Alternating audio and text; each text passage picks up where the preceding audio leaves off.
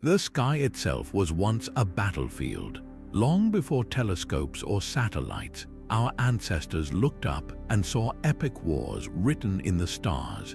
This is a journey through 25 ancient myths of celestial battles from every corner of the globe.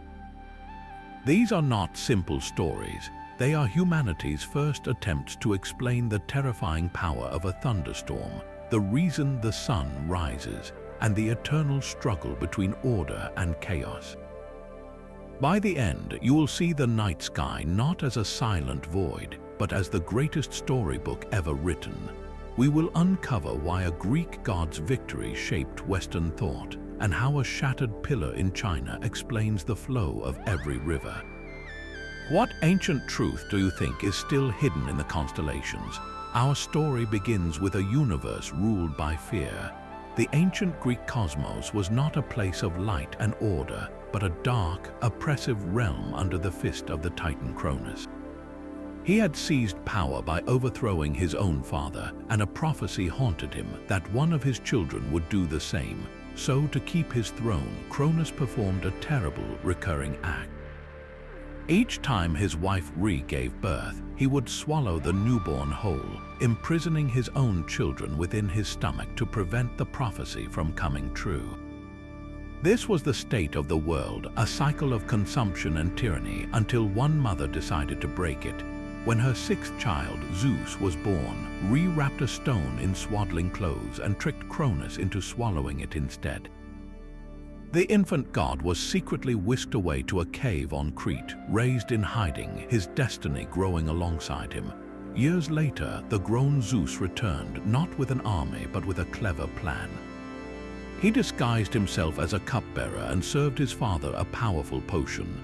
Cronus drank, and one by one, he disgorged the gods he had swallowed: Poseidon, Hades, Hera, Demeter, and Hestia, now fully grown and burning with rage. This was the spark. The freed Olympians declared war on the Titans, a conflict so colossal it would shake the foundations of the world, known as the Titanomachy. The war raged for 10 years, a stalemate of unimaginable power, until Zeus received a crucial prophecy. Victory lay with allies imprisoned deep in the earth, the very children of the primordial gods. He journeyed into the abyss and freed the Cyclopes, master smiths, and the 100-handed giants called the Hecatoncheires. In gratitude, the Cyclopes forged the ultimate weapons: Poseidon a mighty trident, Hades a helmet of darkness, and for Zeus the thunderbolt, a concentrated force of divine authority. The final battle was cataclysmic. The Hecatoncheires, with their 100 arms each, rained down hundreds of boulders upon the Titans. Zeus unleashed his thunderbolts, lighting the sky with furious energy. The very earth groaned and the seas boiled as the old order fought desperately against the new. In the end, the Olympians prevailed. The defeated Titans were dragged to the deepest pit of the underworld, a prison called Tartarus, and the 100-handed giants were set as their eternal guards. This was more than a family feud, it was a cosmic revolution.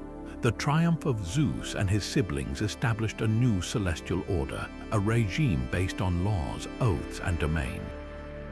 Zeus took the sky, Poseidon the seas, Hades the underworld. Chaos was subdued, and a system of justice, however imperfect, was imposed upon the universe. The Titanomachy became the foundational myth of Greek culture, explaining why the world is structured as it is.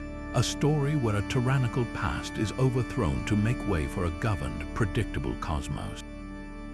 It asks a timeless question: what price must be paid for order, and is the violence of revolution justified to end the violence of tyranny? This celestial battle set a template that echoes through countless myths to come, beginning our journey with the very concept of a universe at war with itself. Yet this idea of cosmic war was not exclusive to the Mediterranean. Far to the north, in the frozen landscapes where survival was a daily battle, another pantheon understood conflict as a fundamental fact of existence. For the Norse, the gods themselves were divided into two rival tribes, and their celestial battle was not for supremacy but for integration. This is the myth of the Aesir-Vanir War. On one side stood the Aesir, the gods of sky, war, and sovereignty, figures like Odin the All-Father and Thor the Thunderer. They represented order, law, and the power of the spear. Opposing them were the Vanir, deities of earth, fertility, seafaring, and wealth, such as the brother and sister Freya and Freyja, and their father Njord. They commanded the forces of nature, growth, and magic of a more organic kind. The spark for this divine war came with the arrival of a mysterious figure, a being or witch named Gullveig, whose name means something like gold thirst. She came to the hall of the Aesir, and the stories say she was obsessed with gold, practicing a powerful, unsettling form of magic known as Seder. The Aesir saw her as a corrupting influence, a bringer of greed and dangerous sorcery.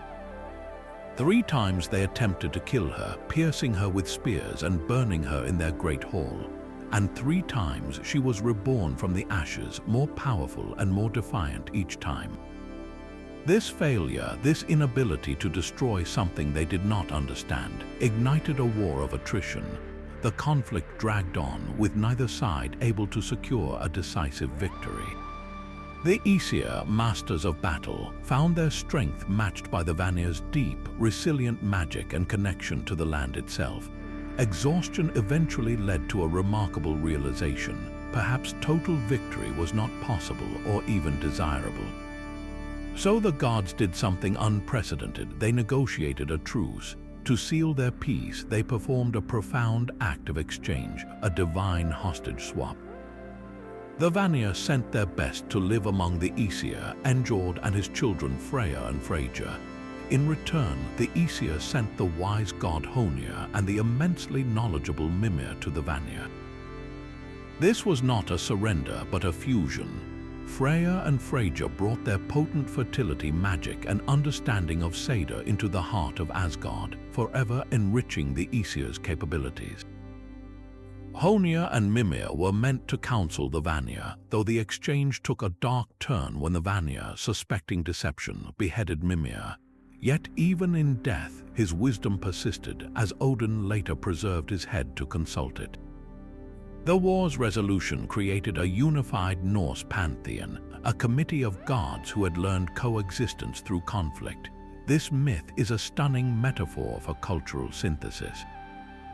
Historians often interpret it as the story of how 2 different peoples, or 2 different religious traditions, one focused on war and kingship and another on agriculture and fertility, clashed and then merged. The Aesir-Vanir War teaches that the greatest strength sometimes lies not in annihilation, but in incorporation, in making your former enemy a part of your own family. It presents the cosmos not as a place where one force permanently defeats another, but as a tense, living alliance where different powers must learn to share the world. After the clean victory of Zeus, this Norse tale introduces a messier, more realistic celestial truth. Sometimes the battle ends with a handshake, not a thunderbolt. But what happens when the battle is never truly won? In the ancient Egyptian view of the cosmos, the war between order and chaos was not a singular historical event, but a nightly ritual of survival.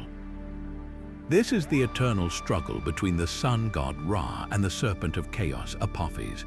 While Zeus fought one war to establish order, and the Norse gods fought to achieve a merger, Ra must fight the same battle every single night for all eternity. His journey is the ultimate celestial commute. Each day, Ra sails his solar bark across the sky, bringing light and life to the world. But as the sun sets, his voyage enters its most perilous phase. He must navigate the 12 hours of the night, passing through the dark, treacherous realm of the underworld known as the Duat, and waiting for him there every single night is Apophis. This is not a mere monster. Apophis is the living embodiment of Isfet, the principle of chaos, disorder, and non-existence. He is a serpent of such immense size that his coils could crush the universe. His goal is singular and catastrophic: to stop the solar bark, to devour Ra, and to plunge the cosmos into permanent, formless darkness. So each night, as Ra's boat enters the Duat, the battle commences. Apophis rises from the primordial waters, attacking the bark with terrifying force. But Ra is not alone on this nightly journey. His vessel is crewed by a host of divine defenders. Foremost among them is the fierce god Set, the very same deity often associated with violence and storms. Here, Set's wild, untamable power finds its purpose. He stands at the prow of the bark wielding a great spear, and it is his duty to repel Apophis, to spear the serpent and hold him at bay. Other gods lend their magic. The wise Thoth offers protective spells. The powerful goddess Isis, whose magic is so potent it can command even the gods themselves, weaves incantations to bind and weaken the chaos serpent. Even the souls of the righteous dead traveling with Ra add their voices in a chorus of support against the enemy. This conflict is not a quick skirmish. It is a relentless, hour-by-hour struggle through the darkness. The success of this defense is not optional. It is the fundamental engine of reality. If Ra and his crew were to fail just once, if Apophis succeeded in swallowing the sun, the consequences would be absolute. The sun would not rise. Mot, the divine concept of cosmic order, truth, and balance, would shatter. The world would revert to the state of chaos that existed before creation. This makes the myth profoundly different from a war with a clear ending. There is no final victory over chaos in Egyptian thought, only its eternal, managed containment. The daily sunrise was not a simple astronomical fact. It was a hard-won miracle, a visible proof that the gods had done their duty once again. This belief shaped every aspect of Egyptian life, from the rituals performed by priests in the temples to reinforce Mot, to the amulets worn by common people for protection. It presented a universe that required constant, active maintenance, where the very light you saw each morning was the direct result of a celestial battle fought on your behalf while you slept. So we move from a war that created order to a war that merged powers, and now to a war that simply must be refought forever. It asks a haunting question of its own. What if the greatest threat is not something you defeat, but something you must learn to hold back night after night for all time? The concept of an eternal, nightly battle presents a universe of managed tension, but another tradition envisioned a single, definitive rupture that fractured the cosmos forever. This is the war in heaven, a story so powerful it shaped the very framework of Western thought on good and evil. It begins not with a monster, but with the most beautiful and brilliant of angels. His name was Lucifer, the Light-Bringer, a being of unparalleled splendor and intelligence who stood in the very presence of God. Yet within that perfection, pride took root. The traditional narrative, woven from interpretations of biblical texts like the Book of Revelation, and immortalized in works like John Milton's Paradise Lost, tells of Lucifer's fatal ambition. He could not bear to serve. He desired worship for himself, rallying a full third of the heavenly host to his banner in a rebellion against divine authority. In that moment, the Light-Bringer became the adversary, Satan. The heavens, once a realm of perfect harmony, became a battlefield. The loyal angels, led by the archangel Michael, confronted the rebels. Michael's cry, "Who is like God?" was both a battle cry and the very meaning of his name, a defiant answer to the pride of Lucifer. This was not a war of physical might alone, but of spiritual allegiance, a clash of wills that shook the foundations of paradise. The rebellion could not stand. The forces of Michael, empowered by divine authority, cast Satan and his fallen angels out of heaven. They were thrown down, not to a prison like Tartarus, but to a realm created for their punishment, hell, a place of separation and eternal fire. This narrative introduced a radical idea into the world: absolute cosmic dualism.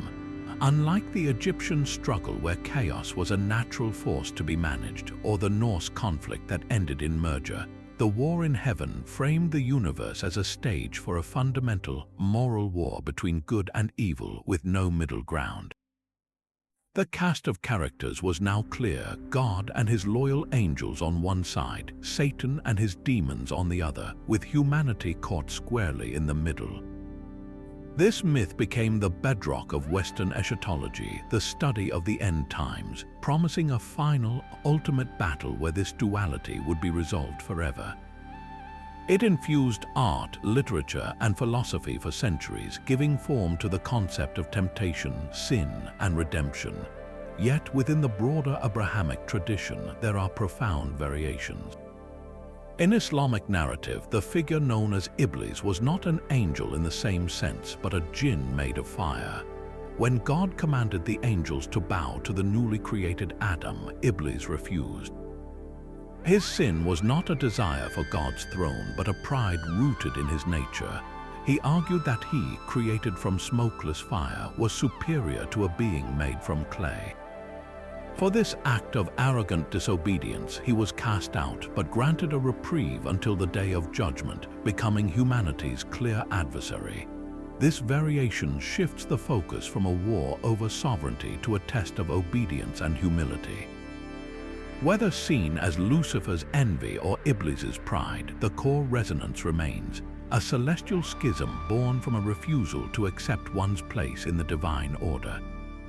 This myth answers a deep human need to explain the presence of suffering and wrongdoing in the world, attributing it not to a capricious god or a neutral force of chaos, but to a conscious, rebellious intelligence.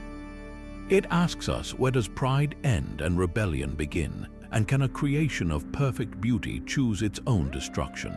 After the cyclical battle of Ra, this story presents a universe with a before and an after, a paradise lost, and a conflict that set the destiny of all creation in motion. Yet the idea of a single, defining schism is not the only way to understand cosmic conflict. In the vast and intricate cosmology of ancient India, the battle between light and darkness is not a one-time event, but a rhythm, a perpetual cycle of creation, balance, and necessary struggle. This is the eternal enmity between the Devas and the Asuras. Unlike the clear-cut moral divisions of the war in heaven, this conflict is far more complex, and it begins with a single family. Both the shining Devas, the gods of order and celestial power, and the mighty Asuras, often translated as demons or titans, share the same father, the great sage Kashyapa. They are brothers born from the same cosmic source, yet destined for opposition. The Asuras, the elder brothers, are beings of immense power, knowledge, and martial prowess, but they are ruled by their passions, by pride, greed, and an insatiable hunger for dominion. The Devas, while sometimes prone to their own weaknesses, generally align with Dharma, the cosmic law that upholds harmony and righteousness. Their conflict is not about annihilating the other, but about maintaining a cosmic equilibrium. One of the most spectacular expressions of this eternal struggle is not a war, but a cooperative project gone awry, the churning of the ocean of milk, or Samudra Manthan. The Devas, having grown weak, sought the nectar of immortality, the Amrita, to secure their reign, but the task was impossible alone. They made a temporary truce with their Asura brothers to churn the primordial ocean and bring forth its treasures. Using the massive Mount Mandara as a churning rod and the great king of serpents, Vasuki, as the rope, the two sides took their positions. The Devas held Vasuki's tail, the Asuras his head, and they began to pull, rotating the mountain with unimaginable force.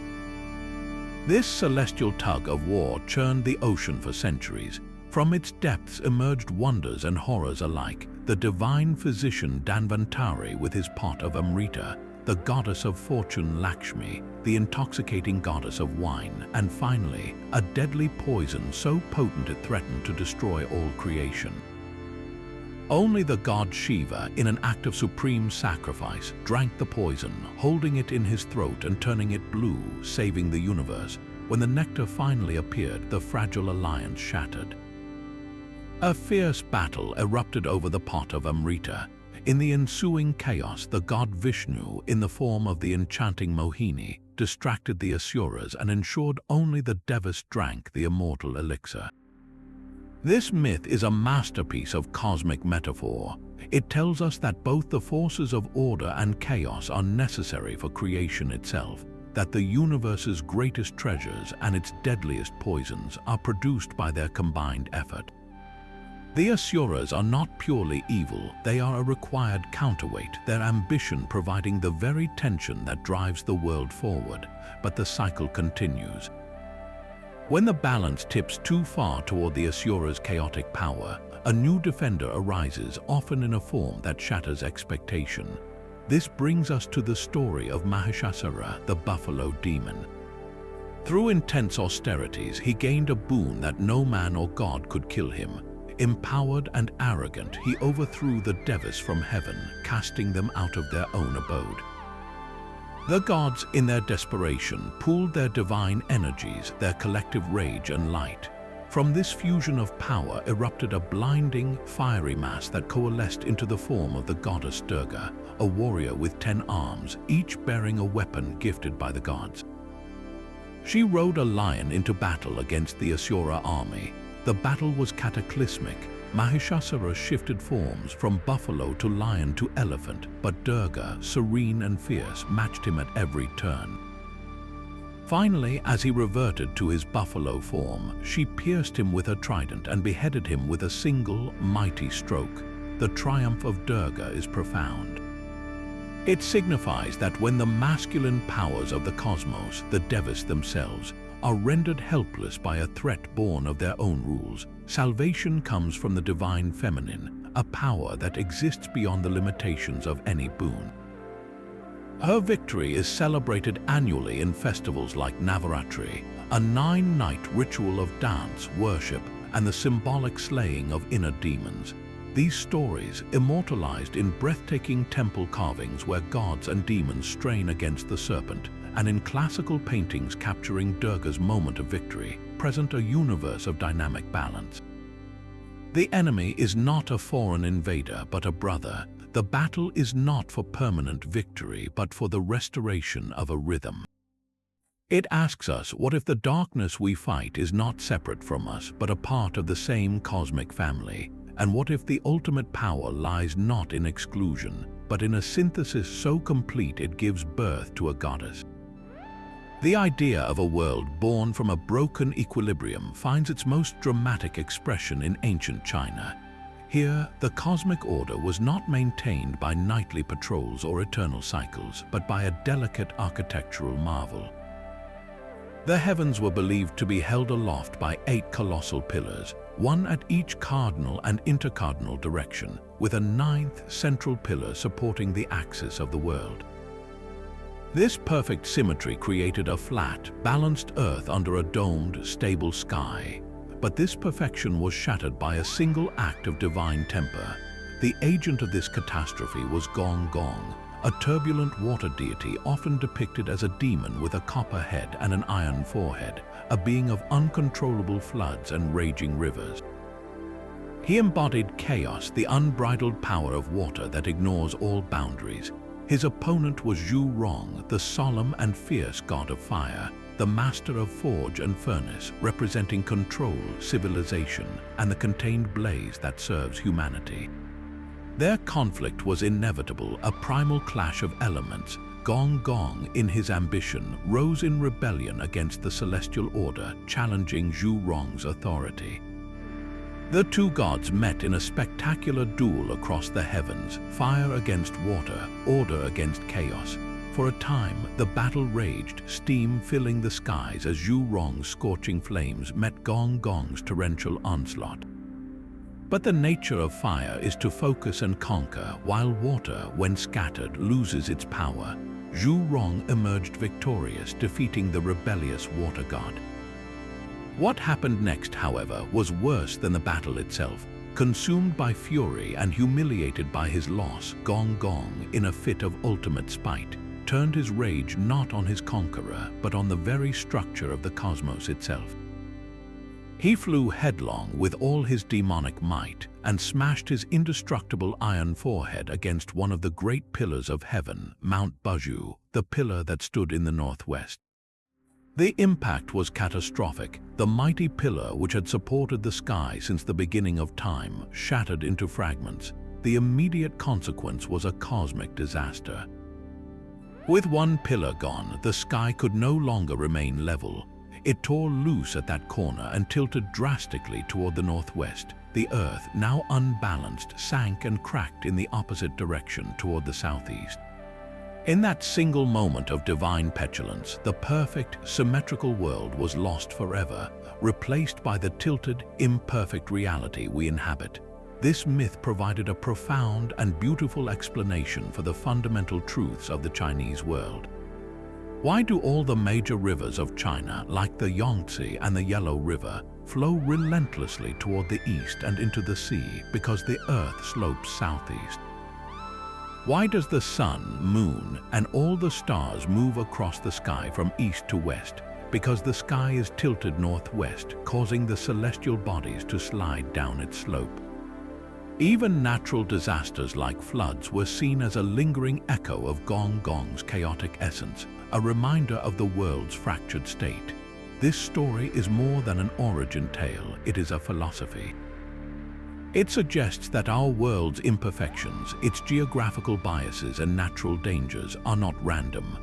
They are the scars of a celestial battle, a permanent testament to a time when a god's wounded pride literally broke the sky. It asks us to look at a river's current or the path of the stars not as mere facts of nature, but as chapters in an ancient, catastrophic story, forever written into the landscape of the heavens and the earth. The scars of a broken pillar in China reveal a cosmos fractured by pride, but in the mist-shrouded islands of Japan, the celestial order faced a different crisis, one born from a brother's grief turned to rage. This is the myth of the kami, the spirits of all things, and a conflict that nearly ended the world before it truly began. After the primal deities Izanagi and Izanami gave birth to the Japanese archipelago, their children, the kami, inherited the domains of nature. Chief among them was Amaterasu, the radiant sun goddess, whose light nurtured the world from the plane of high heaven. Her brother was Susanoo, the impetuous storm god, a force of torrential rains and howling winds. When their father Izanagi divided the world, he assigned Amaterasu the heavens and Susanoo the seas, but Susanoo, mourning his mother's death, refused his domain. He wept and raged so violently that his sorrow manifested as destruction. Mountains withered, rivers dried up. Desperate to visit his sister one last time before descending to the underworld, he ascended to her celestial realm. Amaterasu, wary of his turbulent nature, met him armed and armored. Susanoo proposed a contest to prove his pure intentions, a ritual of creation. Each would take an object belonging to the other and from it produce child kami. Amaterasu chewed Susanoo's sword and spat out 3 majestic goddesses. Susanoo took Amaterasu's sacred jeweled necklace and from it produced 5 noble gods. Since the gods were born from her necklace, Susanoo declared victory, claiming his heart was pure. But in his triumphant frenzy, his true nature erupted. He rampaged across the plain of high heaven, breaking the irrigation ditches in her celestial rice fields, defiling her sacred weaving hall by flinging a heavenly piebald horse through its roof, and causing one of her weaving maidens to die of fright. This was not mere mischief, it was a desecration of the divine order Amaterasu upheld. Horrified and grieving, the sun goddess retreated. She fled into the Ama no Iwato, the heavenly rock cave, and sealed the entrance behind her. Instantly, the universe was plunged into absolute, silent darkness. The sun was gone. Without her light, the world fell into a deep freeze, chaos spread, and the myriad kami cried out in despair. This was the ultimate celestial emergency, a crisis caused not by an external monster, but by a family conflict that severed the source of life itself. The 8 million kami gathered outside the cave in a frantic council. They devised a cunning plan of allure and distraction. They placed a sacred mirror in a tree facing the cave entrance. Then the goddess Aim no Usium, the spirit of revelry and the dawn, performed something extraordinary. She overturned a tub, stood upon it, and began a divine, ecstatic dance. Stamping her feet, she loosened her garments, dancing with such wild, abandoned joy that the assembled kami roared with laughter. The sound was immense, a wave of pure, raucous life echoing through the darkness. Inside her rocky prison, Amaterasu heard the commotion. Curiosity pricked her. Why were the gods laughing if the world was shrouded in eternal night? She cracked open the stone door just a sliver and called out, asking what was happening. Aim no Usium replied, "We are celebrating because there is a goddess more glorious than you hear." Puzzled, Amaterasu opened the door a little wider.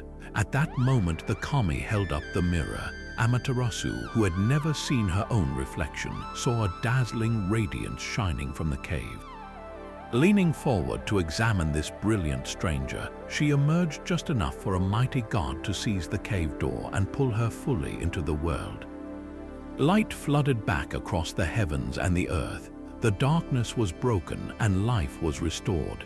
This resolution established a divine blueprint for Japanese culture. The mirror, the jewel, and the sword used in the lore became the three imperial regalia, symbols of the emperor's descent from Amaterasu. More profoundly, the myth codifies a ritual solution to disorder, reconciliation through artistry, humor, and communal effort. The conflict was not resolved by banishing Susanoo, who was punished with fines and exile but not destroyed, but by creatively restoring what was lost. It teaches that even the most profound darkness born from grief and rage can be dispelled not by force, but by the irresistible pull of joy, curiosity, and a reflection of one's own essential light. Across the sea, the struggle between order and chaos took the form of a literal invasion, written into the very soil of Ireland. The Celtic myths speak of a series of invasions, waves of otherworldly beings contesting for the land itself, but none were more fearsome than the Fomorians. They emerged from the mist and the deep sea, monstrous beings often described as having one eye, one arm, and one leg, a grotesque asymmetry that embodied their chaotic nature. They were the violent, oppressive force of the wild ocean, demanding cruel tribute from whoever held the island. Their reign was challenged by a new wave of arrivals, the Tuatha De Danann, the people of the goddess Danu.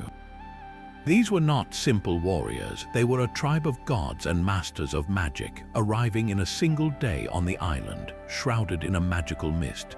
Their first great conflict with the Fomorians was the First Battle of Mag Tuaid, a brutal clash where the Tuatha De Danann suffered a grievous wound, their king, Nuada, losing his arm in combat. Under their laws, a king must be physically whole to rule, so Nuada was forced to abdicate. The Tuatha De Danann, in a desperate compromise, placed the half-Fomorian Prince Brez on the throne, hoping his lineage would bring peace. It was a catastrophic mistake. Brez, favoring his monstrous kin, became a tyrant. He imposed crushing taxes and humiliation upon the Tuatha De Danann, reducing the gods of Ireland to servants.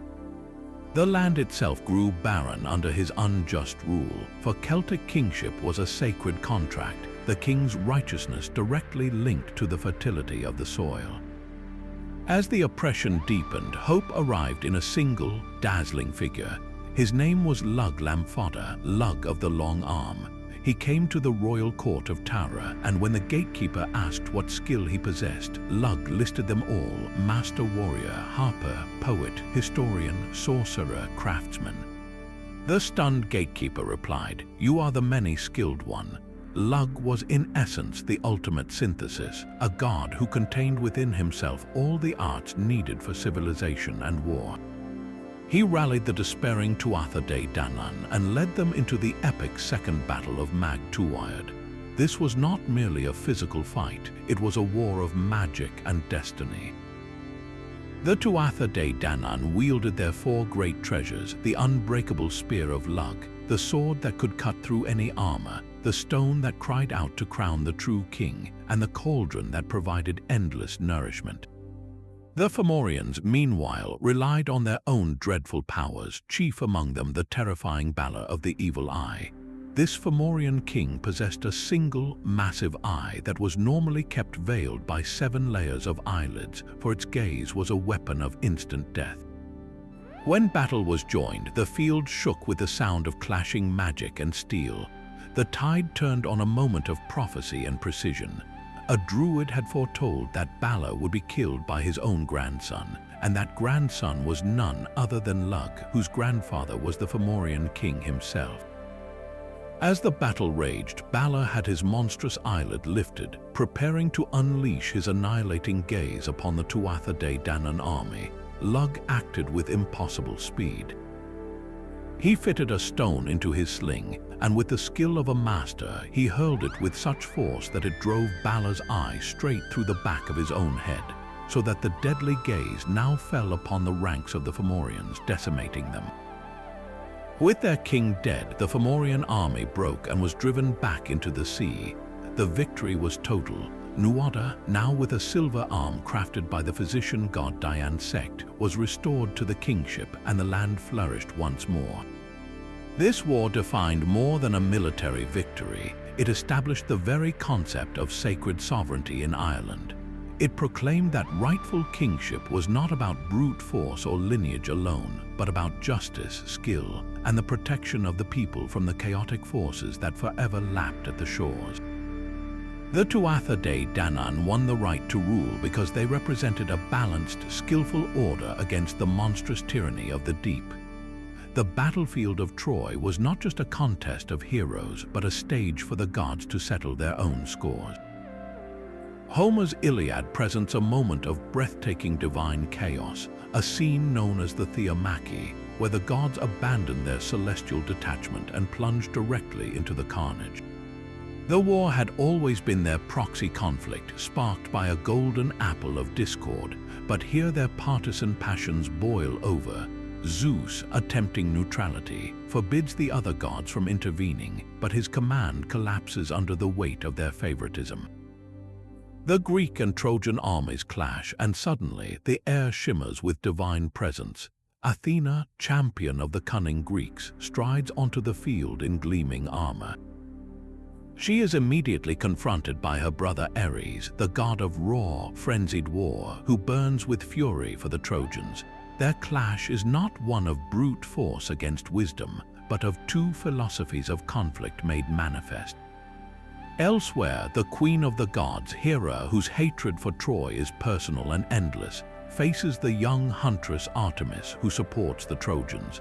It is a mismatch of cosmic scale, the mighty matriarch against the fierce virgin archer, and Hera easily overpowers her, boxing Artemis's ears with her own bow and sending the goddess fleeing in tears back to Olympus. On another part of the plain, the earth shaker Poseidon, siding with the Greeks, challenges the Trojan patron Apollo, the god of music and prophecy. They stand off but refuse to fight, acknowledging a shared dignity. This selective combat reveals the hierarchy and personal relationships even among the immortals. The purpose of this celestial melee is profound. It strips the gods of their serene, omnipotent facade, revealing them as glorified, super-powered versions of the warriors below, driven by jealousy, favoritism, and petty grudges. Athena does not fight for justice, but for her favorite, Odysseus. Ares does not fight for a cause, but for the thrill of bloodshed. This divine pettiness serves to elevate, paradoxically, the human drama. When Achilles and Hector duel, their struggle is rendered more meaningful, more tragic, because it is purely mortal. They do not have the luxury of retreating to Olympus when wounded or humiliated. Their deaths are final. The Titanomachy holds up a mirror to the entire epic, showing that the passions tearing the human world apart are merely reflections of a cosmos ruled by equally flawed, immortal partisans. It asks an unsettling question: if the gods are this capricious and invested in our destruction, where does true heroism lie? But the gods of Olympus were not the only beings preparing for a final, preordained battle. In the stark desert cliffs near the Dead Sea, a community of scribes and ascetics saw the entire cosmos as a military camp divided into two opposing armies. They wrote of this coming conflict on fragile scrolls hidden in clay jars for 2,000 years, waiting for a future they believed was already written. This is the war of the sons of light against the sons of darkness, a celestial battle plan preserved in the Dead Sea Scrolls. the community at Qumran, likely the Essenes, saw reality through a lens of absolute dualism. The universe was not a place of grey areas, but a stark battlefield where every human soul and every angelic power belonged to one of two eternal commanders. On one side stood the Prince of Light, often identified as the Archangel Michael, leading the sons of light, the righteous, the children of truth. Arrayed against them was the Angel of Darkness, Belial, commanding the sons of darkness, the wicked, the children of falsehood. This was not a myth of the distant past, but a detailed prophecy of the imminent future, a final war that would last exactly 40 years and end with the permanent victory of light. The extraordinary document known as the War Scroll is less a story and more a divine field manual. It outlines the coming conflict with meticulous, almost obsessive detail. It describes the specific military formations the Sons of Light must adopt, the exact inscriptions to be written on their trumpets and banners, and the precise ages for service in the ranks. The trumpets themselves were not just instruments, they were sacred tools, each with a designated blast pattern for summoning troops, signaling advance, calling for ambush, or ordering retreat. The priests and Levites held a central, commanding role in this army, for this was a holy war, a ritual as much as a military campaign. They would march ahead of the warriors, blowing the trumpets, chanting prayers, and delivering sermons to strengthen the hearts of the soldiers before battle. Even the weapons and armor were ritually pure, their splendor meant to terrify the enemy as much as protect the wearer. The war would unfold in a series of set engagements, with the Sons of Light triumphing in the first 3, suffering setbacks in the next 3, and finally achieving total, divine-assisted victory in the 7th and ultimate round, when God himself would intervene to shatter the power of Belial forever. This vision was far more than a fantasy. For the Qumran community, it was their lived reality. They saw themselves as the Sons of Light, the righteous remnant living in the desert wilderness, preparing their hearts and studying the law as their military training. The corrupt religious establishment in Jerusalem and the foreign empires oppressing the land were the embodied sons of darkness. The War Scroll was their assurance that despite present suffering, the outcome was certain. Their disciplined, ascetic life was a form of active enlistment in the army of heaven. This myth bridges the realms of ancient story and urgent prophecy. It transforms celestial conflict from something that happened long ago into something that is about to happen, with the reader given a crucial role to play. It represents a shift from myth as explanation to myth as mobilization, a detailed blueprint for how to live when you believe you are living in the final act of cosmic history. It asks a potent question: what does it mean to prepare for a war you believe is not only coming, but is already written in the fabric of the stars? The story of Lucifer's rebellion is a theological mosaic pieced together from fragments of much older traditions. Long before the Archangel Michael cast Satan from heaven, the poets of ancient canon sang of a different celestial challenger. In the book of Isaiah, a prophetic taunt against a fallen Babylonian king contains a startling mythic kernel. It references Helul ben-Shahar, the Shining One, son of the dawn, who dared to ascend above the stars of God, only to be cast down to the earth. This was not a devil, but a Canaanite deity or personified planet, likely Venus as the morning star, whose brilliant ascent and swift fade before the sunrise became a metaphor for arrogant ambition and its inevitable crash. Here, the cosmic rebel is not an enemy of good, but a symbol of political hubris, a template that would be profoundly reinterpreted centuries later. This figure evolved slowly within the Hebrew scriptures. In the book of Job, we meet a being called Ha-Satan, which literally means the adversary or the accuser.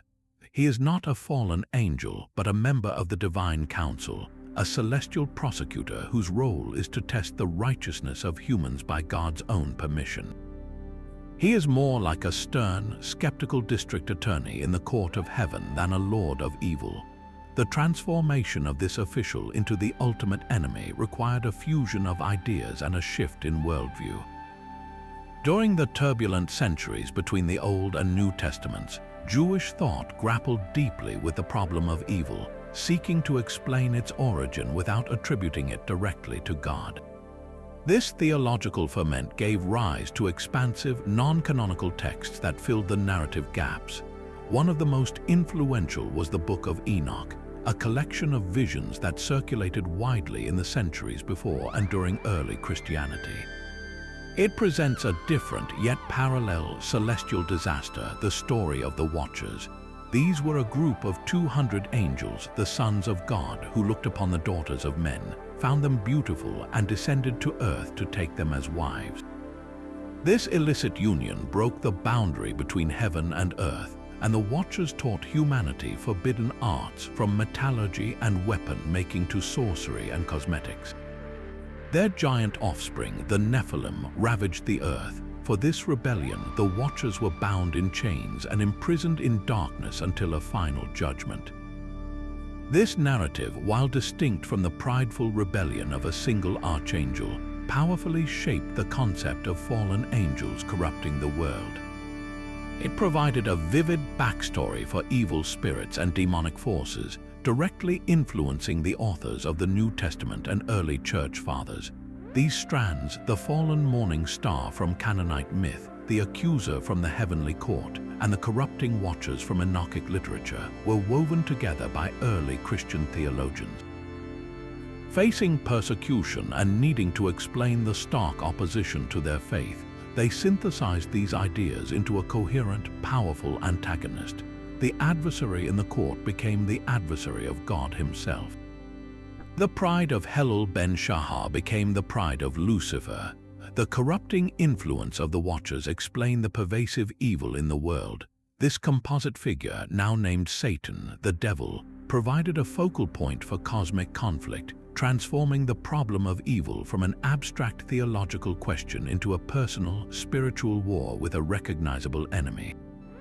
The familiar story of the war in heaven is thus a tapestry, its threads pulled from ancient star lore, courtroom drama, and apocalyptic visions, all respun to answer one of humanity's oldest and most urgent questions: where does the darkness come from? The desert scrolls prepared for a final, written war, but in the thunderous hymns of the Rig Veda, the battle is immediate, violent, and endlessly repeated. This is the myth of Indra and Vritra, a foundational story where the cosmos itself is forged in a single, shattering blow. Indra, the king of the Vedic gods, is not a serene, all-powerful deity. He is a warrior hero, a being of immense appetites and even greater power, celebrated for his strength, his courage, and his love of the sacred intoxicant Soma. His greatest adversary is not a rival god or a rebellious brother, but a primordial force of obstruction. Vritra, whose name means the enveloper, is a serpentine dragon, and Ahai, a coiling, mountainous being of chaos. He did not attack cities or armies. His crime was one of cosmic hoarding. He lay coiled across the watersheds of the world, imprisoning all the waters, the rivers, the rains, and the vital cosmic fluid within his monstrous body. His act brought a crushing drought upon creation, paralyzing life before it could truly begin. The world was trapped in a state of potential, a desert waiting for release. The call to battle was a call to creation itself. Indra prepared for this confrontation not just with weapons, but with ritual. He drank deeply of the Soma, the divine elixir that expanded his power, filled him with blazing energy, and connected him to the fundamental forces of the universe. Fortified, he took up his unique weapon, the Vajra. This was no ordinary thunderbolt. Forged for him by the artisan god Tivastar, the Vajra was said to be made from the hardened bones of a sage or from the essence of a diamond, an unbreakable, concentrated force of indestructibility. With the Vajra in hand, Indra sought out the colossal serpent. The battle was a clash of titans, a duel that shook the pillars of existence. Vritra, roaring, challenged the god, and the heavens echoed with their strife. Indra, fueled by Soma and purpose, charged. He struck the dragon with the Vajra, a blow of such cosmic violence that it shattered Vritra's coils. The serpent was slain, his body split open. And from that rupture, the waters burst forth. They flowed in torrents, rushing down to fill the riverbeds, surging upward to become the rains, circulating to nourish the parched earth. In that moment of violent release, the world was born into its working order. The myth is first and foremost a cosmogony. It tells of how the habitable world, the world of flowing rivers and fertile land, was carved out from a stagnant, chaotic mass. Indra is not just a king, he is a champion of life, the one who makes the world operational by defeating the force that held everything back. But the poetry of this story is also deeply rooted in the soil of India. It is a grand metaphor for the monsoon. Every year, the land endures the intense, dry heat of summer, a time when water is scarce and life is held in suspense, much like the waters imprisoned by Vritra. Then comes the monsoon season with its terrifying thunderclouds, its brilliant lightning strikes, and its torrential, life-giving rains. The ancient sages saw Indra in every lightning flash, heard his Vajra in every peal of thunder, and witnessed the slaying of Vritra in every downpour that broke the drought. The release of the waters meant the survival of crops, of cattle, of civilization itself. Thus, Indra's battle was not a one-time event in a distant past. It was an annual cosmological drama reenacted in the skies and felt in the revival of the earth. It presents creation not as a gentle act of speech, but as a violent, necessary struggle, where life must literally fight its way out of chaos again and again with every returning season. Deep in the shadowed caves and cenotes of the Maya world, the greatest battle was not fought in the sky, but beneath it in a labyrinth of lethal tests. This is the story of the hero twins, Hunahpu and Xibalba, and their descent into Xibalba, the place of fright, where they waged a celestial war by proxy, using wit as their only weapon. Their enemies were the Lords of Death, a council of diseased and decaying deities who ruled a realm of perpetual suffering. The twins' journey began not out of ambition, but as an act of vengeance. Their father and uncle, also great ballplayers, had been lured to Xibalba years before by the Death Lord's challenge, only to be tricked and executed, their heads placed in a barren calabash tree. From this tragedy, the twins were born with destiny in their blood, raised by their grandmother to understand the deceptive cruelty of the underworld lords. When the arrogant lord sent another challenge, the twins accepted, knowing it was a trap. Their path led them down a steep cliff to the black river of Xibalba, where they faced sentient blades of grass, a river of blood, and a river of pus, all illusions designed to frighten them. They saw through everyone, greeting the objects politely and refusing to show fear, the first crucial step in disarming the Lord's power. Arriving at the dark court, they were greeted by a line of wooden statues. The Lords had placed these decoys to trick the twins into greeting them first, a fatal breach of underworld etiquette that would have meant instant defeat. But Hunahpu and Xibalba saw the deception. They addressed the statues, and when the real Death Lords revealed themselves, laughing, the twins simply said, "We are not greeting you. We are here to play ball." This refusal to be humiliated set the stage for the true contest. The Lords then subjected them to a series of deadly trials in the houses of Xibalba. They were shut in the House of Darkness, a pitch-black chamber. They survived by using a firefly as a torch. They were thrown into the House of Jaguars, filled with savage beasts. They tossed bones to the jaguars, distracting them until dawn.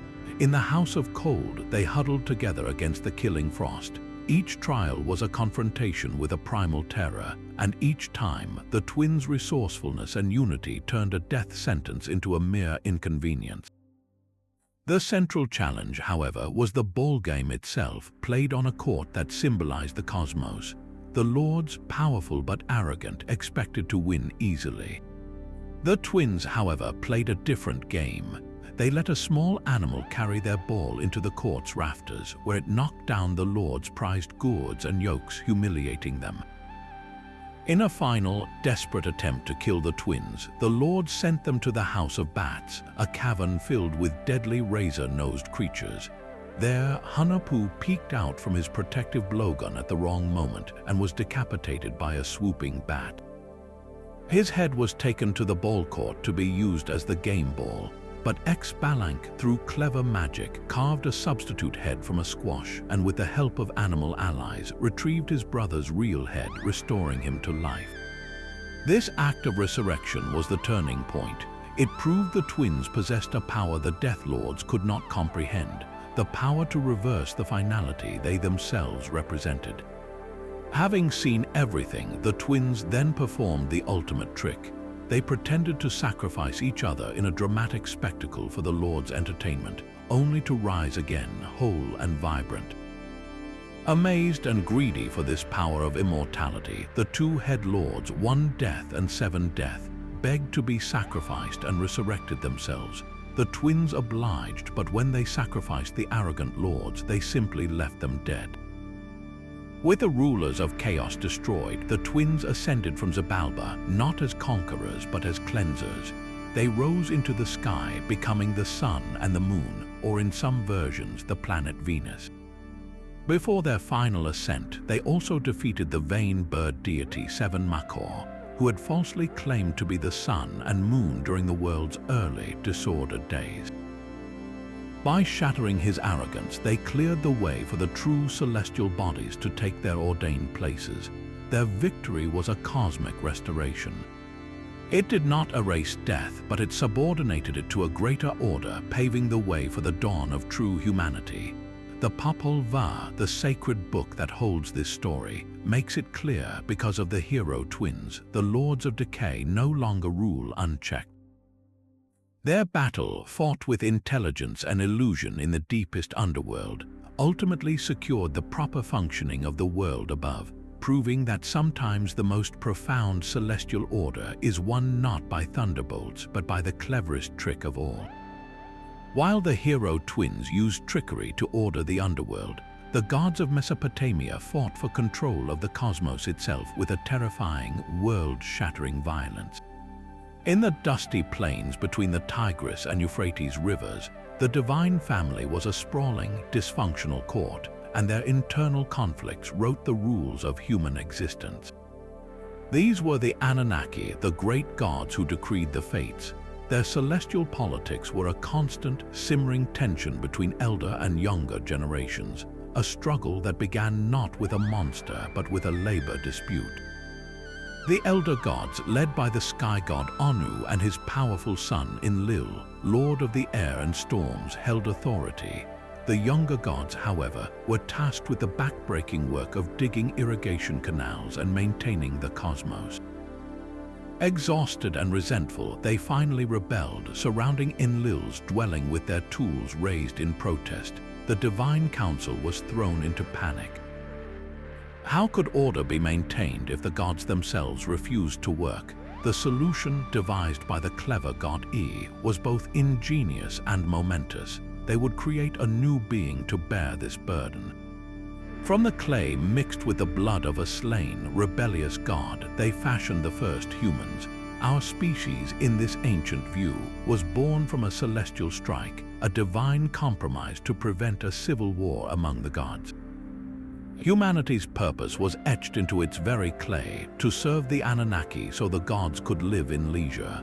This foundational myth established a core principle of Mesopotamian society. Humans were servants to capricious, squabbling deities, and our suffering was often a mere byproduct of their conflict. But the greatest of these conflicts reshaped the physical universe. It is preserved in the Enuma Elish, the Babylonian epic of creation, a story that served as both a cosmic myth and a bold piece of political propaganda. Here, the struggle is not between generations of the same family, but between the old, chaotic powers of the beginning and a new, ordering force. In the primordial time, there was only the mingled fresh and salt waters, Apsu and Tiamat. From their union, generations of gods were born, but their noise and energy disturbed the quiet Apsu, who plotted to destroy them. The younger god E learned of the plot and struck first, killing Apsu and establishing his dwelling upon the slain god's waters. On Apsu, he built his sacred chamber, introducing the first note of order into the formless deep. But this act awakened a far greater wrath. Tiamat, the saltwater sea, the primordial mother, was enraged by the murder of her consort. She decided to destroy her own children, mustering an army of monstrous creatures, serpents with venom for blood, raging lion demons, scorpion men, and storm demons. At the head of this terrifying host, she placed her new consort, the god Kingu, and gave him the tablets of destiny, which conferred ultimate authority over the cosmos. The pantheon of younger gods trembled. No one dared face Tiamat's monstrous rage, until finally a champion stepped forward. He was Marduk, the son of E, a young god of thunderstorms and regeneration. He agreed to confront Tiamat, but on one condition: if he succeeded, the assembly of gods must grant him supreme and unchallenged kingship over all of them. Desperate, they agreed, bestowing upon him the very kingship they held. Marduk prepared for battle like a king preparing for a sacred ceremony. He fashioned a bow, fletched arrows, gripped a mace, and gathered lightning before him. He created the four winds to confuse Tiamat and deployed a massive net held by the four winds to entrap her. Then he mounted his storm chariot, drawn by four devastating steeds, and rode out to meet the primordial chaos. The confrontation was cataclysmic. Tiamat opened her jaws to swallow Marduk whole, but he drove the evil wind into her gaping mouth, inflating her body so she could not close it. As she was distended and helpless, Marduk shot an arrow that tore through her belly, piercing her heart and extinguishing her life. He stood upon her corpse and with his club shattered the skull of her commander, Kingu, stripping him of the stolen tablets of destiny. With chaos defeated, Marduk the king turned to the work of creation. He split the massive carcass of Tiamat like a dried fish. From one half of her body, he arched the heavens, fixing the stars and organizing the constellations. From the other half, he fashioned the earth, anchoring mountains and digging the beds for the Tigris and Euphrates rivers. From the blood of the defeated Kingu mixed with clay, he created humanity, assigning them their eternal service to the gods. Finally, he built the great city of Babylon with its towering ziggurat as his earthly dwelling place, a cosmic axis linking heaven and earth. The Enuma Elish was recited annually at the Babylonian New Year festival. It was not merely a creation story, it was a divine justification for Babylon's political dominance. By claiming their patron god, Marduk had structured the universe from the corpse of chaos itself. The Babylonians asserted that their city was the center of the cosmic order. The myth presented a universe where order is not a natural state, but a hard-won victory, violently extracted from a resisting maternal chaos by a young, ambitious king. It asks us to see the very sky and earth not as gifts, but as trophies, the spoils of the first and greatest celestial war. Far from the sun-baked plains of Mesopotamia, a different kind of treasure ignited a celestial feud in the cold, misty landscapes of the north. The Finnish epic, the Kalevala, sings not of a war to create the world, but of a desperate battle to recover a world already made whole. At the heart of this strife was the Sampo, a magical artifact of impossible power. Forged by the eternal smith Ilmarinen for the people of Kalevala, it was no mere object. The Sampo was a living engine of prosperity. Its lid ground endlessly, producing salt, grain, and gold, bringing boundless fortune to the land that possessed it. It was the very soul of abundance, a compact form of cosmic order and wealth. But the Sampo was not destined to remain in Kalevala. The cunning and powerful witch Lauhai, the mistress of the dark northern realm of Pohjola, had demanded it as a bride price. When she obtained it, she locked it away inside a mountain of copper, hoarding its blessings for her own shadowy people, leaving Kalevala to languish in poverty and want. This theft was an act of cosmic imbalance, a hoarding of the world's generative force. The heroes of Kalevala could not let this stand. the aged, wise bard Vainamarinen, the mighty smith Ilmarinen who had forged the Sampo with his own hands, and the reckless, passionate warrior Lemminkainen united in a quest not for conquest but for reclamation. They built a great ship and sailed north into the frigid seas toward Pohjola, their mission clear, to take back what was stolen and restore fortune to their home. Their plan was one of stealth and cunning. Vainamarinen lulled the people of Pohjola to sleep with his magical song, weaving a spell of deep slumber over the entire land. While the gods slept, the heroes found the Sampo within the Copper Mountain. They pried it loose from its roots, a task that shook the very earth, and carried the heavy, grinding treasure back to their ship. But as they sailed away, their luck turned. Lemminkainen, overcome with joy, burst into a loud, triumphant song. His raucous voice shattered Vainamarinen's spell of sleep. The people of Pohjola awoke to find their greatest treasure gone. Lauhai, enraged beyond measure, mobilized her forces. She summoned a terrible mist to blind the heroes, raised a mighty reef to block their path, and then, calling upon her most terrible magic, transformed herself. She took the shape of a colossal eagle with wings that blotted out the sun, claws of iron, and a beak like a ship's prow. This was no mere pursuit, it was a celestial predator descending upon the thieves. The battle that followed was a chaotic storm of magic and steel upon the open sea. Lauhai, in her monstrous eagle form, swooped down upon the ship. Her wings whipped the sea into a frenzy, and her talons sought to snatch the Sampo from the deck. Vainamarinen raised his oar not as a paddle but as a weapon of oak striking against the eagle's claws. Ilmarinen stoked a magical fire to ward her off. Lemminkainen fought with his sword. The struggle was titanic, a clash between human cunning and primal, shape-shifting power. In the midst of the fray, as the eagle grappled with the ship, disaster struck. The Sampo, the precious prize they had fought so hard to recover, was knocked from its place. It tumbled overboard, striking the rocky reef below. The artifact of infinite creation shattered into countless pieces. The sound of its breaking was the sound of a dream fracturing. The heroes watched in horror as the source of their hope broke apart and sank into the depths of the sea.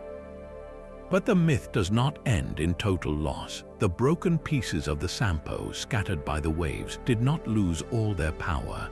Larger fragments washed ashore, bringing some measure of fortune to the lands they touched. But the greatest share, the lid that ground out endless abundance, was lost forever to the deep. Lauhai, defeated but vengeful, managed to salvage only a tiny, worthless fragment, which she took back to Pohjola, cursing Kalevala with poverty.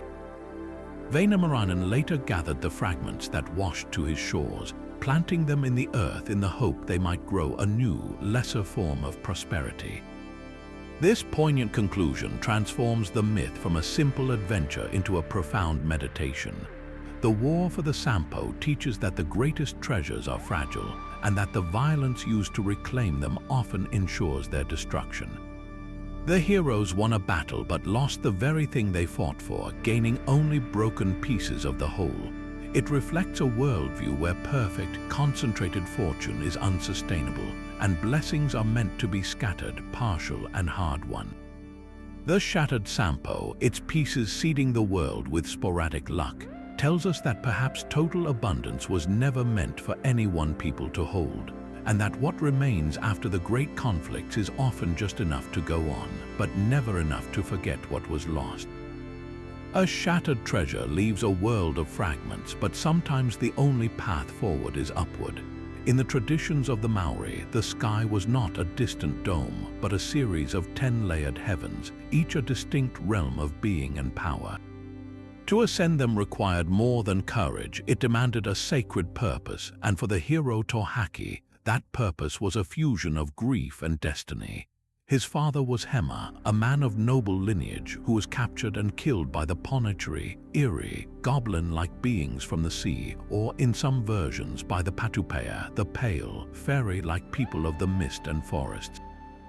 This was not a simple murder, it was a transgression that severed a family from its rightful place and power.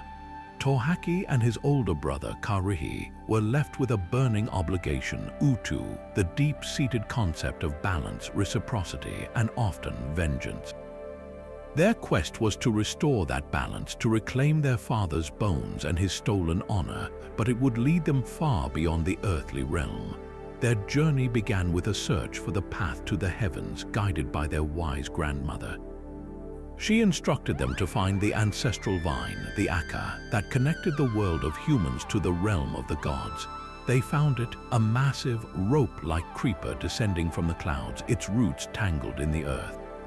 The brothers began their climb, a vertical voyage into the unknown. The ascent was a test of spirit and intent.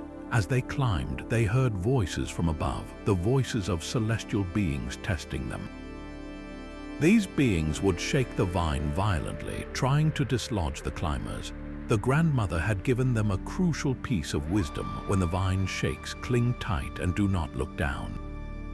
Karihi, the elder, impulsive and driven by pure rage, failed this test. When the violent shaking began, he glanced earthward in fear or frustration. Immediately, he lost his grip and fell all the way back to the world below. His quest ended. Tohaki, however, understood the deeper lesson. The climb was a ritual. He kept his gaze fixed upward, his mind focused on his sacred duty. He did not just hold on, he chanted powerful karakia, incantations that steadied the vine and affirmed his right to be there.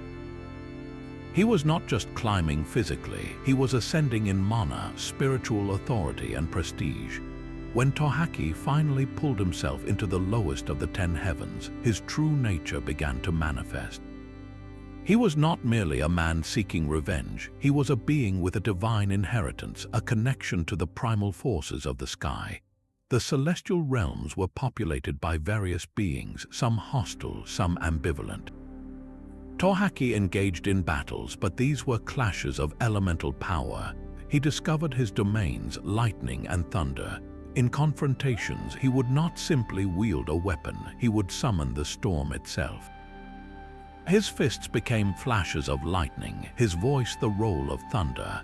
He was literally integrating the fury of the heavens into his being, transforming his personal grief into a cosmic force.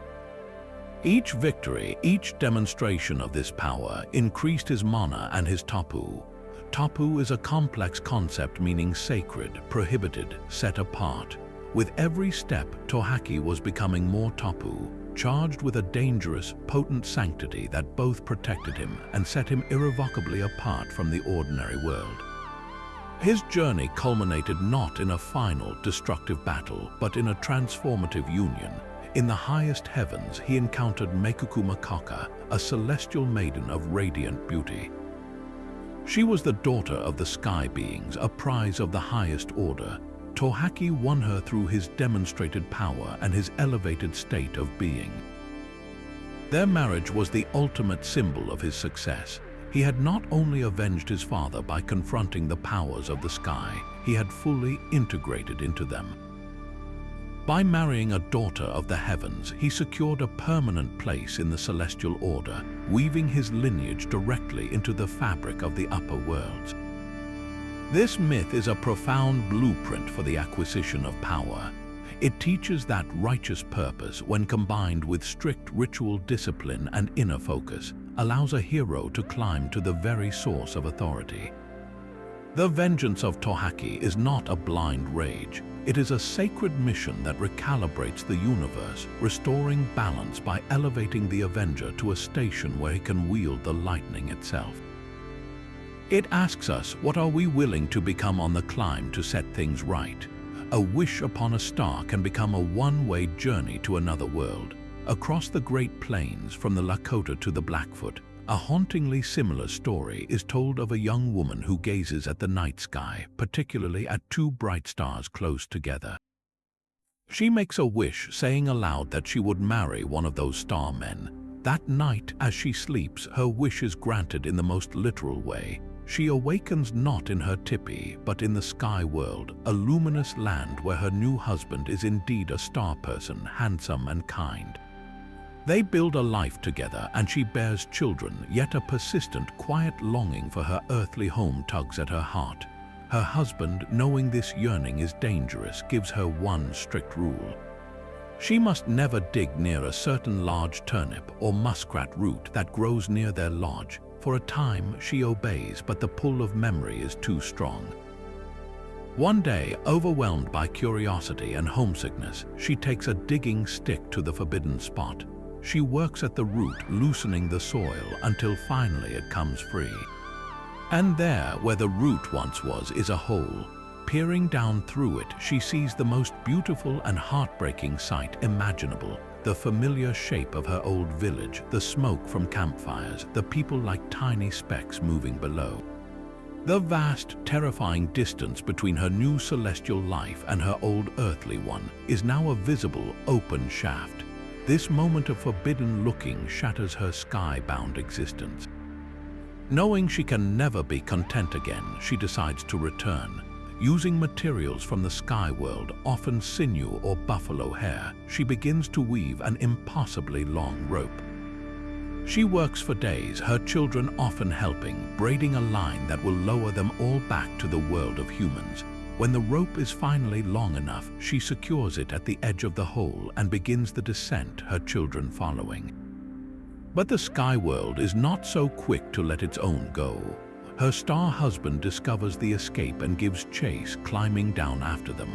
The race between heaven and earth becomes a tense, silent drama played out against the void.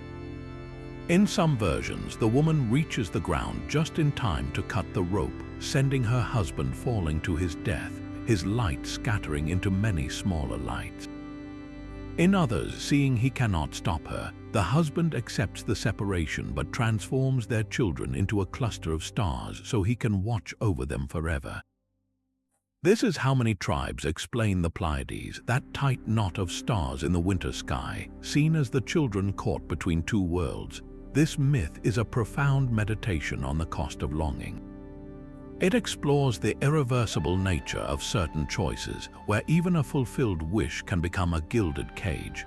The taboo against digging up the root is a boundary between states of being, between the immortal and the mortal, the cosmic and the human. To look back is to break the spell, to make the new home untenable. The woven rope is a beautiful symbol of connection itself, a fragile, handmade bridge across an existential divide. And the final transformation, whether tragic or bittersweet, permanently etches the story into the night sky.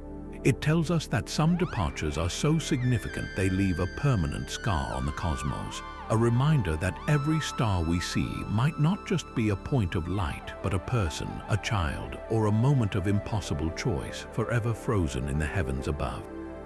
The stars were not just lights, but teeth in the darkness. For the Aztec people, the cosmos was a battlefield under constant, terrifying siege, and its survival depended on a sacrifice that happened not once, but every single day. Their universe was not a permanent creation, but the fifth in a series of failed worlds, each destroyed by catastrophic forces like jaguars, hurricanes, and rains of fire. The era we live in now, the fifth sun, was born from a desperate gamble at the ancient city of Teotihuacan, the place where the gods gathered to decide who would become the new sun and end the long, cold darkness. Two gods stepped forward. The first was Texas-Tecatl, a wealthy and proud deity associated with the moon snail, adorned in fine feathers and gold. The second was Nanahuatzin, a humble, sickly god covered in boils who offered himself with quiet courage. A great sacrificial pyre was built, and the gods called for Texas-Tecatl to leap first into the flames. 4 times he approached the roaring heat, and 4 times his courage failed him, retreating from the terrifying blaze. Then it was Nanahuatzin's turn. Without hesitation, he closed his eyes and ran, throwing himself fully into the divine fire. Shamed by this act of ultimate bravery, Texas-Tecatl finally followed. The gods waited, peering into the ashes. Soon the sky began to glow. Nanahuatzin rose first, blazing as the new sun. Then Texas-Tecatl rose after him, shining just as brilliantly. This presented a new problem. A world with 2 equal suns was not the intended order. The gods had to dim one of them, So one of the deities, in a moment of swift action, took a rabbit and hurled it directly into the face of Tecatl. The impact dimmed his radiance, and he became the moon, forever carrying the mark of the rabbit on his surface. This act of creation was itself a violent, celestial battle against the void, won not by weapons, but by the courage of a humble god's self-immolation. Yet this victory was only the beginning of an eternal war.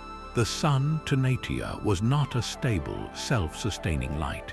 It was a wounded warrior born from sacrifice, and it required constant nourishment to continue its journey across the sky.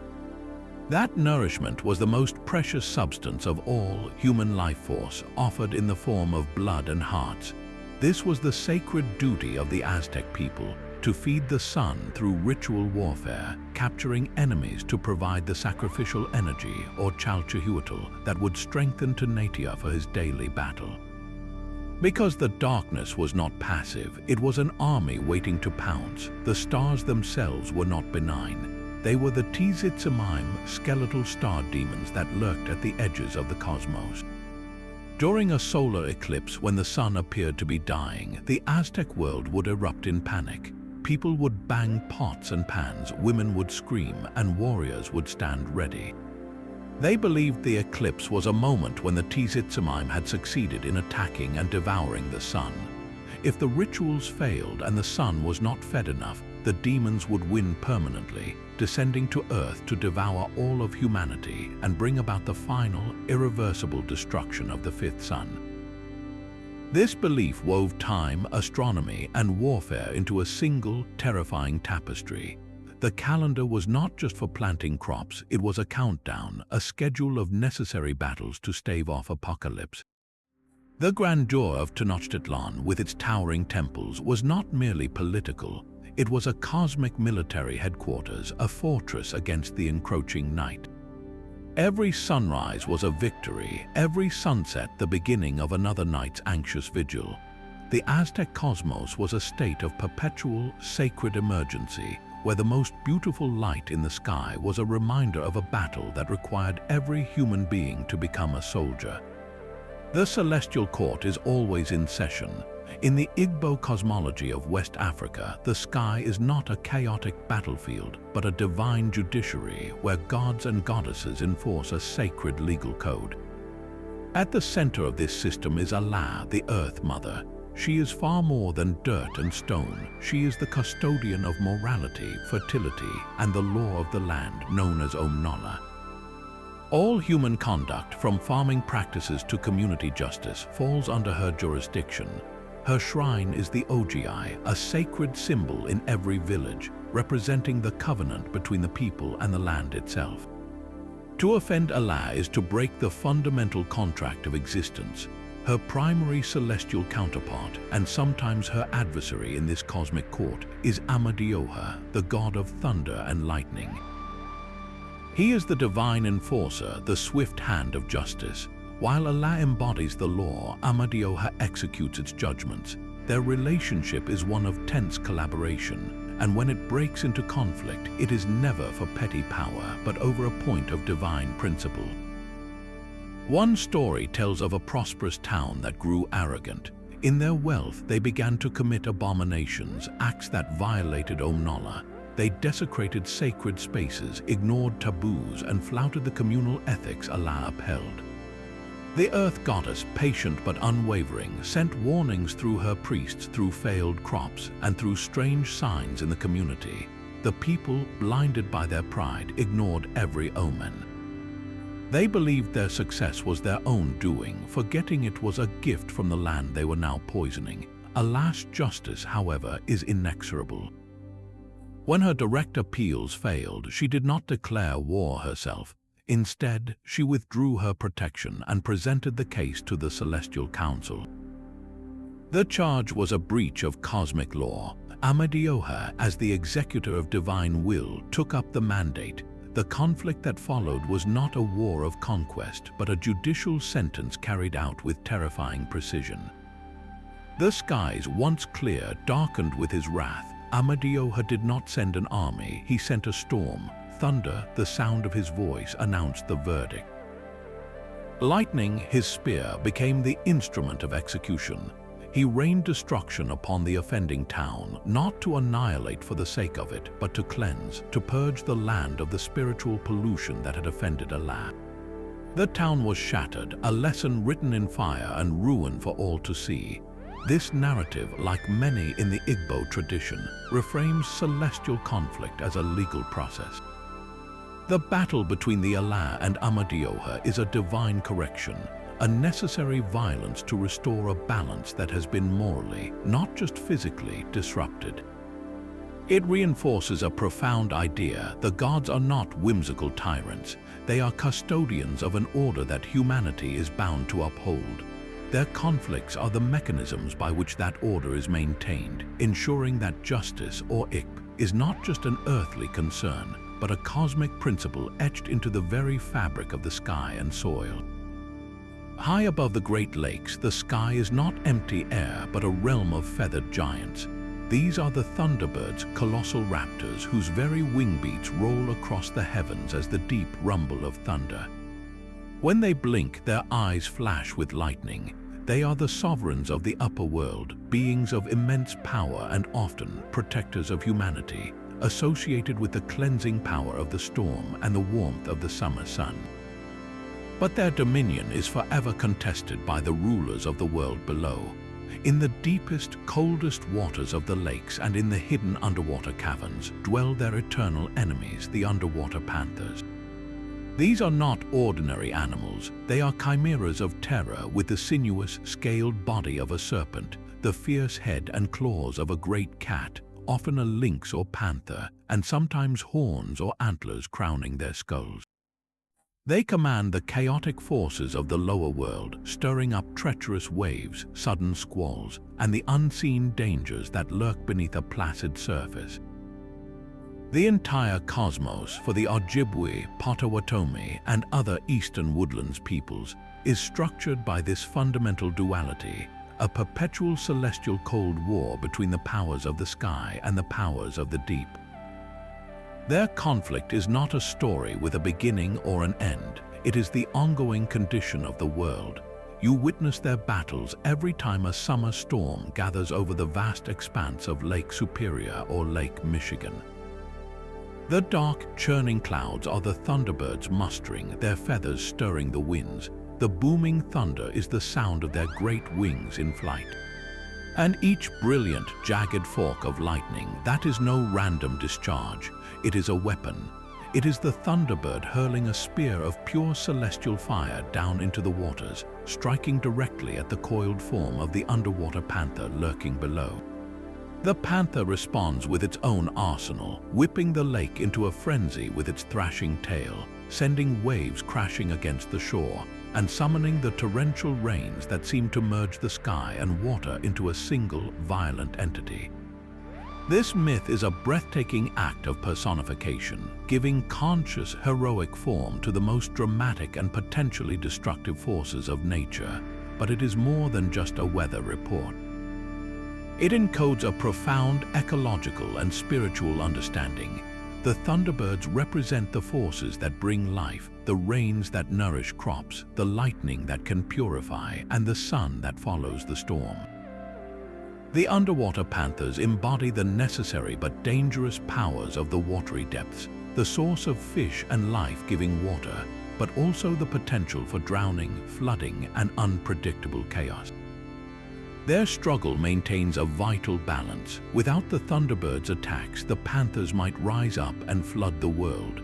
Without the panther's resistance, the thunderbird's power might scorch the earth.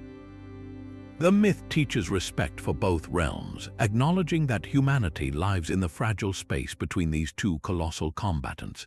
To see a storm in this way is to witness a chapter in an eternal story, a reminder that the world is alive with conscious, clashing powers, and our survival depends on the tense, thunderous truce between the sky above and the depths below. The victory on the plains of Thessaly did not bring permanent peace. Zeus' new order was a system under constant pressure, tested by echoes of the chaos it had supposedly buried. The defeated Titans may have been locked in Tartarus, but the earth itself, their mother Gaia, still seethed with resentment for her imprisoned children. Her next attempt to topple the Olympians came in the form of the giants, the Gigantomachy. Born from the blood of the castrated Uranus, these were colossal beings, not to be imprisoned, who could only be killed by the combined force of a god and a mortal hero. This war was a direct sequel, a second act where the Olympians, now a unified regime, defended their sovereignty against another primal uprising. The message was clear: revolution is a cycle, and every new order must vigilantly guard its walls. Then came the greatest single threat of all, Typhon. He was a monster of such pure, elemental terror that the Olympians themselves fled at his approach, transforming into animals and escaping to Egypt. Only Zeus stood his ground, wielding his thunderbolts in a duel that scorched mountains and boiled seas. His victory over Typhon was the final, definitive stamp on the Titanomachy's legacy, proving that the new king could defend his throne against any force, even one born from the deepest pits of the underworld. This layered conflict established the permanent architecture of the Greek world. Zeus claimed the sky, his thunderbolt a symbol of aerial authority. Poseidon received the seas, his trident a tool to stir earthquakes and storms. Hades was given the shadowy underworld, a necessary but silent partner in this division of cosmic real estate. This was not just a family business arrangement, it was a theological blueprint explaining the domains of natural power and creating a hierarchy that mirrored human kingdoms, with Zeus as the ultimate sovereign. That blueprint proved astonishingly durable. When Rome conquered Greece, they did not discard these stories, they refitted them. Zeus became Jupiter, Hera became Juno, and the Titanomachy's themes of power, fate, and rebellion were woven into the fabric of Roman epic poetry. Virgil's Aeneid is steeped in this divine politics, where the founding of Rome is a destiny contested by feuding gods. Centuries later, during the Renaissance, artists turned to these myths not as religious belief, but as a grand source of human drama. Michelangelo's sketches, the sprawling frescoes in Italian palazzos, they all depicted the muscular struggle of gods and titans, using these ancient battles to explore themes of human struggle, triumph, and the sublime power of nature. The archetype never faded, it simply changed costumes. In modern fantasy, the War of the Gods is a foundational trope. J.R.R. Tolkien's Silmarillion is in essence a complex, layered Titanomachy set in a mythic past with a rebellion that mars creation itself. And perhaps the most direct modern channel for this ancient bloodline is Rick Riordan's Percy Jackson series, where the children of the Olympians navigate a world where the Titanomachy is not a finished story, but a historical grievance that fuels new wars. The Titans are not gone, they are plotting their return, and the demigods must fight to preserve the order their parents established. This is the true legacy of that first celestial war. It gave the West a template, a story engine about the violent birth of order, the price of power, and the eternal threat of chaos knocking at the gates. Every time we read a story about a young hero fighting to stop the return of an ancient, imprisoned evil, we are hearing a distant echo of those thunderbolts falling on the plains of Thessaly, a reminder that the cosmos we inhabit is always just one rebellion away from falling back into the dark. Yet this eternal celestial war between brothers is also a map of the inner world. The Devas and Asuras are far more than characters in an epic. They are the fundamental dualities that churn within every human heart and mind. In the philosophical depth of Hindu thought, these mythic battles are profound allegories for the struggle of consciousness itself. The Devas represent the Devi Sampat, the divine qualities, forces like light, clarity, self-control, and spiritual aspiration. The Asuras embody the Asuri Sampat, the demonic qualities which are not evil in a simplistic sense, but are the powerful currents of ignorance, ego, material obsession, and unbridled desire. Their endless conflict in the heavens mirrors the perpetual tug of war inside us all, between the part that seeks growth and the part that clings to comfort, between the voice of wisdom and the shout of passion. This is why their war has no final victor. You cannot permanently eliminate your own capacity for desire or anger, just as the cosmos cannot exist without the tension between opposing forces. The goal is not annihilation, but integration and mastery, learning to let the Deva within guide the chariot, while acknowledging the Asuras' power as the horses that provide the drive.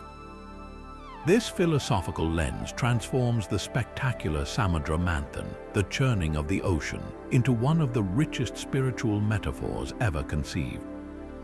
The primordial ocean is not a physical sea, it is the vast, deep expanse of your own consciousness. Mount Mandara, the churning rod, is the axis of your spiritual discipline, your focused effort. The great serpent Vasuki is the vital life force, the energy you must harness, and the two sides pulling. They are the very Devas and Asuras of your own nature, your higher aspirations and your base instincts, working in a tense, necessary collaboration. What happens when you churn your own mind with such disciplined effort? First, you bring up poison.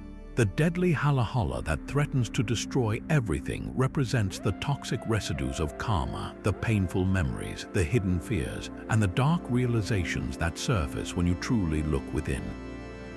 This poison must be acknowledged and contained, just as Shiva held it in his throat, transforming it through conscious acceptance rather than letting it spill out to cause havoc.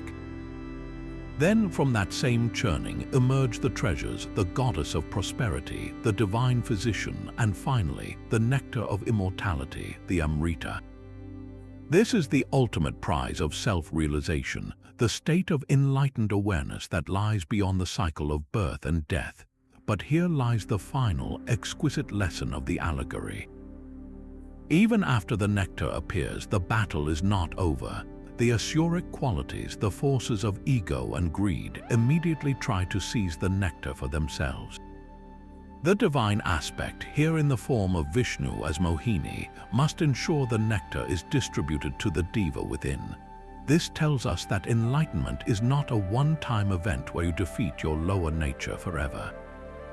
It is a continuous process of vigilance where the fruits of your inner work must be consciously and carefully integrated, lest they be stolen by the very habits you are trying to transcend. In this light, every celestial clash becomes a lesson. When the goddess Durga slays the buffalo demon Mahishasura, it is not just the victory of the gods over a tyrant. It is the moment the integrated divine feminine within, the synthesis of all spiritual powers, confronts and subdues the shape-shifting demon of the ego, the part of us that believes it is invincible and separate. The demon's boon that no man could kill him is broken by a goddess, showing that the ultimate power to conquer our own arrogance lies beyond gender, in a unified consciousness that transcends ordinary limitation. So the next time you hear of a battle between the Devas and Asuras, see it as a cosmic mirror. The real war is not out there in the stars, but in here, in the quiet and not so quiet moments of choice. Are you acting from the Deva's clarity or the Asura's hunger? Are you churning your own ocean, willing to face the poison for a taste of the nectar? This myth reframes the entire concept of celestial conflict, turning it from a spectacle of external power into the most intimate and urgent journey there is, the evolution of the self. The serpent's coils tightened every night, but the true battle was fought in the minds of the living. For the ancient Egyptians, the myth of Ra Apophis was far more than a celestial bedtime story. It was a psychological and ritual reality that structured their entire existence. This nightly war against the dragon of chaos was not left to the gods alone. It required active, daily participation from every level of society, from the pharaoh in his palace to the farmer in his field. The priests of Ra did not simply pray for the sun god's success, they enacted it. In temple sanctuaries, under the light of flickering oil lamps, they performed elaborate ceremonies known as the repelling of Apophis.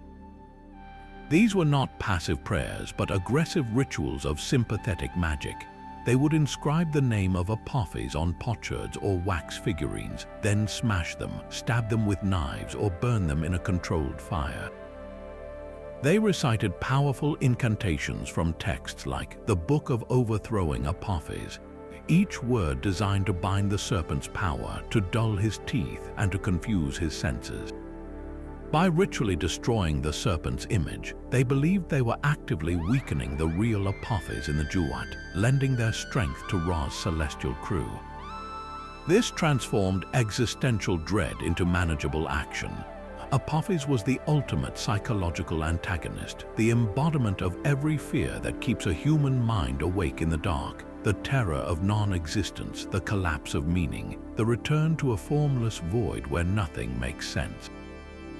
He was the cosmic representation of a failed harvest, a drowned village, a dynasty falling into civil war, all the chaos that could unravel a carefully ordered life. The myth provided a framework to contain that terror. It said, yes, the darkness is real and it wants to consume everything, but it also gave a prescription. Here is what we do about it. This ritual defense of Mot, of cosmic order, created a profound state of psychological resilience. It taught that order is not a default condition, but a fragile achievement, a garden that must be weeded every single day. For the individual, this meant living a life of moral balance, speaking truth, and honoring community ties, because each right action was a small stone added to the wall against chaos. For the state, it justified the pharaoh's absolute role as the high priest of the world, the one whose rituals were essential to keeping the sun on its course and the Nile in its banks. The daily sunrise was therefore the ultimate feedback loop, a visible, reassuring sign that the rituals had worked, that the collective effort had held back the abyss for one more turn of the wheel.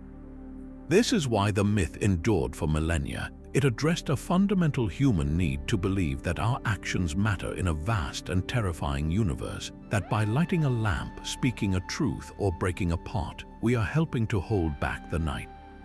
24 celestial wars, each a universe in miniature, reveal a stunning truth. These are not isolated stories, but variations on a profound human symphony, a collective attempt to answer the same terrifying questions written across the night sky. The first and most thunderous theme is the struggle between order and chaos. From the Egyptian Ra fighting the serpent Apophis every night to the Babylonian Marduk carving the heavens from Tiamat's corpse, these myths present creation not as a gentle act, but as a violent imposition of structure upon a resisting, formless void. They tell us that the predictable sunrise, the river in its banks, the very ground beneath our feet, are not gifts, but hard-won trophies from a war against an eternal, hungry nothingness. Another universal chord is the drama of generational succession. The Greek Titanomachy is the archetype, a son overthrowing a tyrannical father to establish a new regime. But we hear its echo everywhere, in the Norse Aesir integrating the Vanir, in the Maori hero Tohaki ascending to claim his celestial birthright. These stories grapple with the painful, necessary cycle of change, where the old must make way for the new, often through conflict, asking if progress is possible without rebellion. Then there is the haunting theme of dualism and the problem of evil. The war in heaven, with its clear division between the armies of light and darkness, offers a stark explanation for suffering, placing a conscious, rebellious intelligence at the root of all wrong. It transforms the universe into a moral battlefield, a concept that has shaped Western thought for 2 millennia, but other traditions offer a more nuanced view. The eternal struggle between the Hindu Devas and Asuras, understood as an allegory for the inner war between our higher and lower natures, suggests the enemy is not out there, but in here, a part of us that must be mastered, not annihilated. And always, these celestial battles serve as the first science, humanity's original attempt to explain the terrifying and magnificent forces of nature. The Vedic god Indra shattering the dragon Vritra to release the monsoon rains is a poetic theory of meteorology. The Ojibwe thunderbirds hurling lightning spears at the underwater panthers is a breathtaking personification of a summer storm over the Great Lakes. The Chinese myth of Gong Gong breaking the pillar of heaven explains why rivers flow east and stars slide west. Before telescopes or satellites, these stories were our maps of causality, connecting the roar in the sky to a narrative we could understand.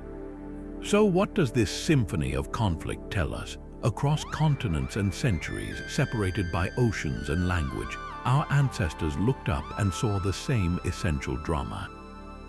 They saw a cosmos that was alive, conscious, and contested.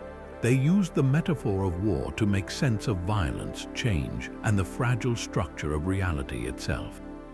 These myths were their combined astrophysics and philosophy, a way to place humanity within a story grand enough to contain our fears and aspirations. They remind us that every time we wonder why the world is the way it is, we are walking a path first lit by the flash of a god's thunderbolt or the gleam of a shattered celestial pillar. 25 worlds, each with its own sky torn by divine conflict, have passed before us. From the thunderbolts of Zeus to the silent, woven rope of the star husband, we have crossed continents and millennia, listening to humanity's oldest stories about the wars overhead. These were not idle fantasies whispered around a fire. They were the operating systems of entire civilizations, the code that explained why the sun rises, where evil comes from, and what it means to live in a universe that feels both majestic and violently contested. They gave chaos a name like Apophis or Vritra, and order a champion like Marduk or Durga, transforming terrifying natural forces into characters in a drama where humans had a role to play. They taught morality through the judgment of Allah and Amadioha, offered hope through the cunning of the hero twins, and framed our very existence as the fragile outcome of a battle between cosmic brothers, the Devas and Asuras. In every flash of lightning, our ancestors saw a spear thrown. In every eclipse, they witnessed a dragon attacking the sun. The night sky was not a void, but the greatest storybook ever written, its chapters told in the arrangements of the stars. So we are left with a final, lingering question. In our modern age, where we map galaxies with equations and explain storms with pressure systems, have we gained the world but lost the sky? We understand the mechanics of a supernova with breathtaking precision, but do we still feel its narrative weight? We no longer fear that a god's petulance will tilt the heavens, but have we, in demystifying the cosmos, also diminished our sense of belonging within an epic? The stories may have faded, but the canvas remains. That vast, starry expanse above you tonight is the same one that inspired the poets of the Rig Veda, the priests of Ra, and the elders on the Great Plains. Perhaps the challenge now is not to believe the myths literally, but to reclaim their sense of wonder, to look up and remember that every culture that ever was saw in those same lights a reflection of their greatest fears, their highest hopes, and their timeless struggle to find meaning in the dark. We would love to hear which of these celestial battles resonated most with you. Was it the eternal vigilance of Ra, the clever triumph of the hero twins, or the shattered pillar of Gong Gong? Share your favorite in the comments below and tell us about a culture's star myths we might have missed on this journey. Thank you so much for watching. If you want to explore more mysteries hidden in the ancient world, be sure to subscribe. And tonight, or any night you can, just step outside, look up, and see not just points of light, but the enduring echoes of 25 wars in heaven, written across the only battlefield that ever truly encompassed all of humanity.